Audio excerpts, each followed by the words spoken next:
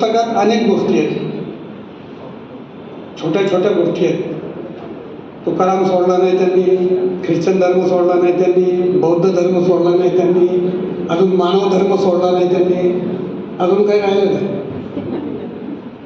हे सगळ्याचा अभ्यास करून त्रोटक एक पुस्तक हँडबुक जवळ कुठेही ठेवता येईल असं काढलं. त्याच्याबद्दल मी आणि आपण सर्वजण त्यांचे ऋणी आहोत. पुस्तक लिहिणं सोपं, वाचणं अवघड आणि त्या अंमलात आणणं महाअवघड.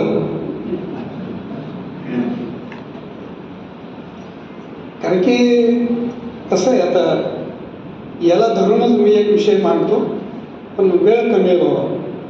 वेळ असता तर विस्ताराने अगदी खडू बोर्डावर सांगितलं असतं.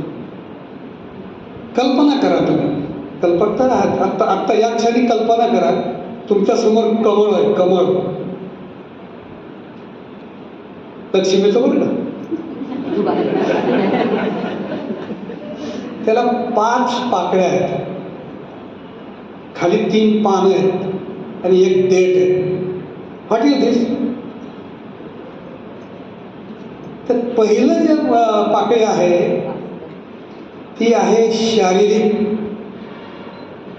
दुसरी पाकळी आहे आर्थिक, तिसरी पाकळी आहे बौद्धिक, चौथी पाकळी आहे मानसिक आणि 5वी पाकळी आहे आध्यात्मिक.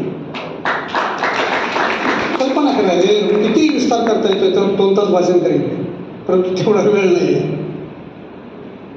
अशा 5 पाकळ्या आहेत, खाली 3 पानं आहेत त्याला. ते एक पान आहे ते सत्संग, दुसरं पान आहे सद्ग्रंथ वाचन आणि तिसरं पान आहे देशाटन तीर्थाटन.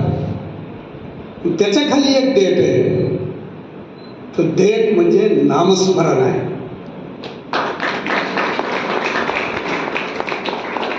एवढं जर केलं तर मानव परिपूर्ण होतो आणि अशा परिपूर्ण माणसाची देशाला समाजाला गरज आहे. बाकी किती आले किती गेले काय त्याचा उपयोग नाही माझ्या साईड.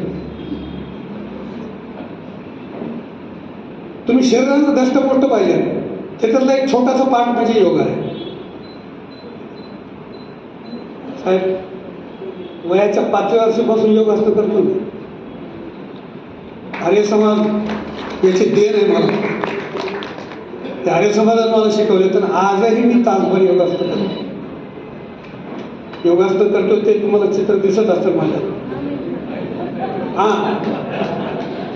आहे तसंच राहणं, याच्यासाठी योगासन करा. योगा करणं व्यवस्थित, म्हणजे शरीर तुमचं बलदंड पाहिजे.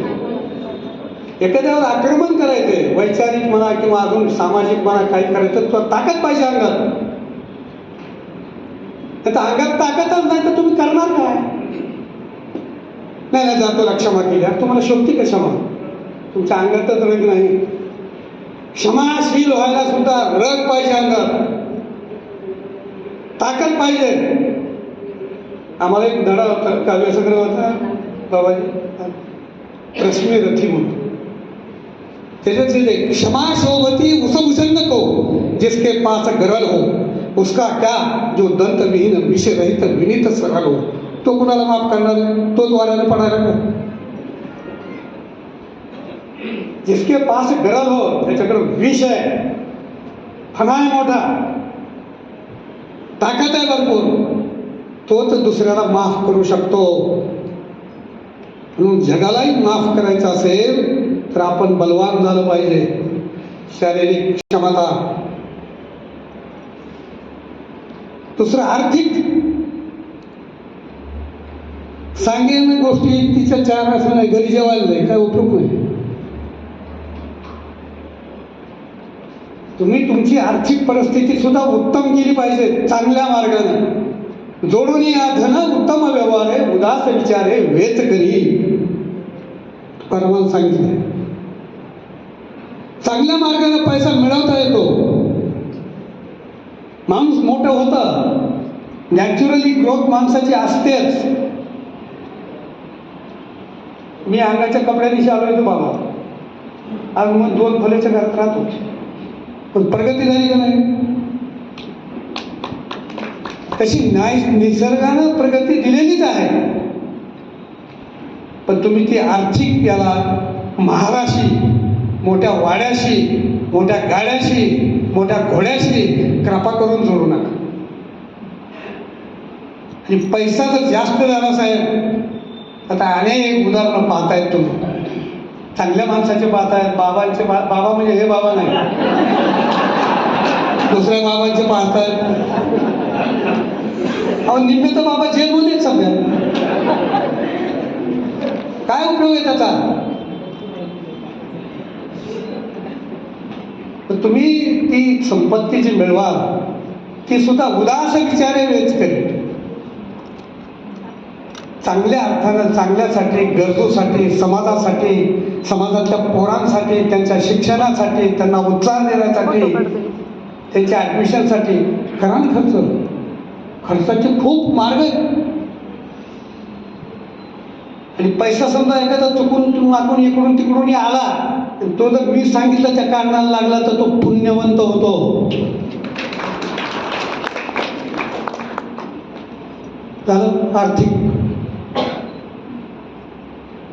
आता आध्यात्मिक, ते बौद्धिक. तुमची बौद्धिक क्षमता काय, तुमचा बुद्ध्यांक काय? ऐकू काय तर इंग्रजीमध्ये ऐकू म्हणतात. बुद्ध्यांक किती तुमचा? तुमची आकलन शक्ती किती आहे? ग्रास्पिंग ॲबिलिटी काय तुमची? याचा विचार झाला पाहिजे ना. बौद्धिक क्षमता वाढली पाहिजे तुमची. तवून तपेला कळला पाहिजे. तुमची कल्पनाशक्ती पाहिजे जबरदस्त, तर चालतंय. नाही तर हा देह हाडामासाचा फिरतो इकडून तिकडे, काही त्याला अर्थ नाही. त्याच्यानंतर तुमची मानसिक दृष्टी. आता ते जावाई कुठे? जावाई बोलले की वाटले. मानसिक, तुमची मानसिकता काय? मानसिकता कशी तुमची? तुम्हाला काय करायचं आहे आयुष्यात? लुटना है या लुट जाना है, दोन गोष्टी. जे लुटल्या जातात त्यांचा इतिहास लिहिला जातो. लुटणारांचा इतिहास, डाकूंचा इतिहास पण लिहिला पाहिजे. उपाशी राहणाऱ्या तुकारामाचाच इतिहास लिहिला जातो साहेब. अशी मानसिकता तुमची पाहिजे. ती जर नाही नसेल मग काय उपयोग नाही. पाचवं पाकळी आहे अध्यात्म.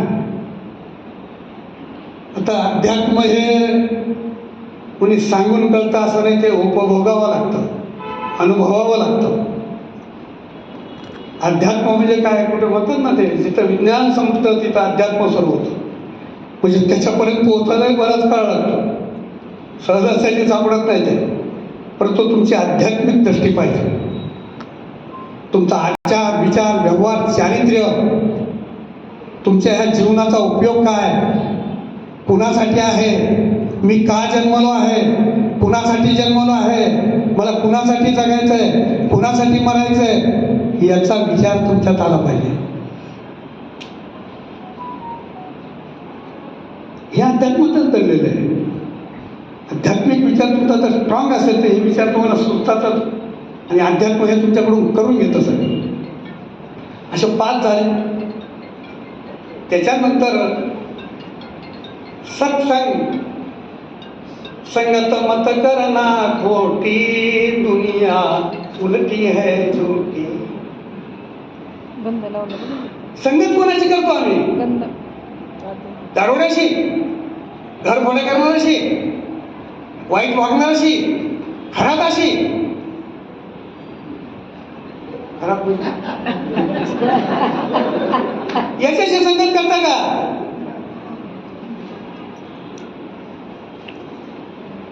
संगत चांगल्या माणसाची, काय म्हणतात सत्संग अत्यावश्यक आहे जीवनात. चांगल्या माणसात हे तुम्ही करणार का?